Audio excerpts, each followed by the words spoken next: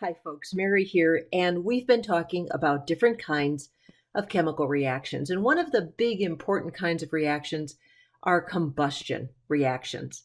Now, there are lots and lots of fuels, and these fuels are the wood, gasoline, propane, methane, alcohol, coal, natural gas, butane in our lighters, diesel fuel in our diesel cars. We're talking lots and lots of fuels that power our world. And these all burn in very similar ways. They react with oxygen in a very common combustion reaction.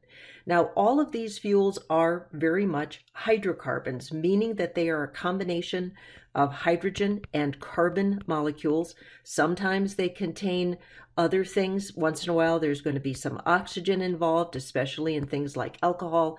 Sometimes you're going to have some nitrogen and sulfur involved, but the primary majority of the ingredients in any of these fuels are going to be hydrogen and carbon.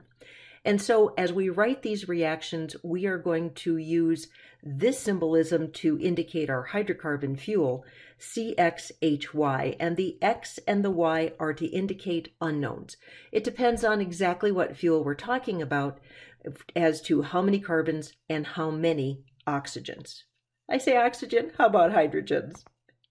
Now, a typical combustion reaction, here's going to be our general form. Our general form is going to look like this.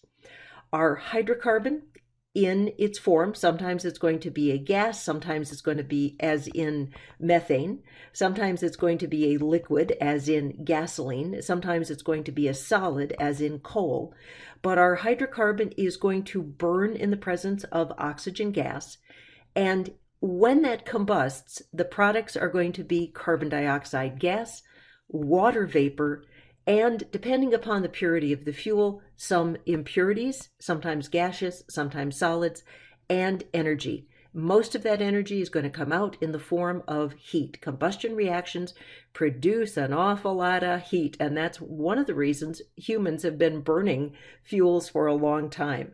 So how do you recognize a combustion reaction? Well, oxygen is one of the reactants. That's a big giveaway that you have a combustion reaction. The two products, carbon dioxide and water, also big giveaways that you have both of those products, and those are typical products of a combustion reaction. One of the reactants is going to be a hydrocarbon. It is going to contain some carbon, some hydrogen, and depending upon the fuel, you may have other things as well, but typically carbon and hydrogen. So this is a signature of this type of reaction. So let's look at a couple examples. If you have a gas stove, and methane, natural gas is another name for methane.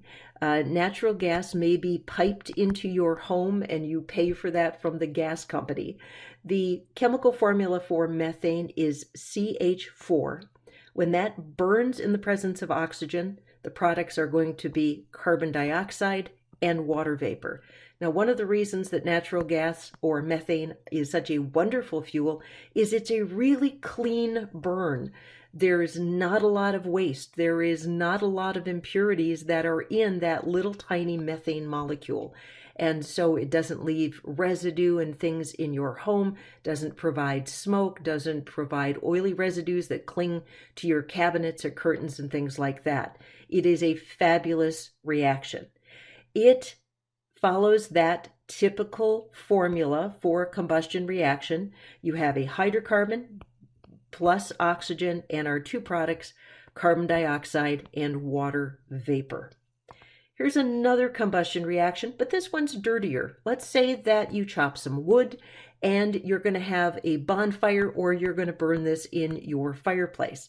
Now, this hydrocarbon is a lot more complicated. Cellulose and wood fiber, much more complex molecules mixed with oxygen. When it burns, you're going to get carbon dioxide, water vapor, but this time you're going to get some impurities. Now, what kind of impurities you're going to get? Well, if you've ever had a bonfire or a fireplace, you know you're going to have ashes you're going to have to clean out of that fireplace. Those are the bits that will not burn. So that's the impurities. That's not your carbon dioxide and water vapor. You are also going to get some gaseous impurities, and this is the smoke that's going to come up out of the chimney, or if you're sitting around the bonfire, the smoke that's going to chase you down. And I'm always sitting on the wrong side of the bonfire. That just seems to be my superpower. But these are still a typical combustion reaction.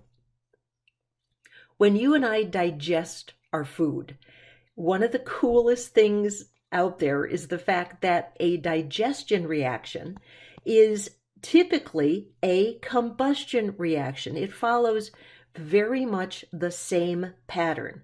Now, when you get into the physiology of it, it is much more complicated because of the fact that your body is not going to get the hydrocarbons in your food up to a flash point so they combust. But chemically, it's very, very similar.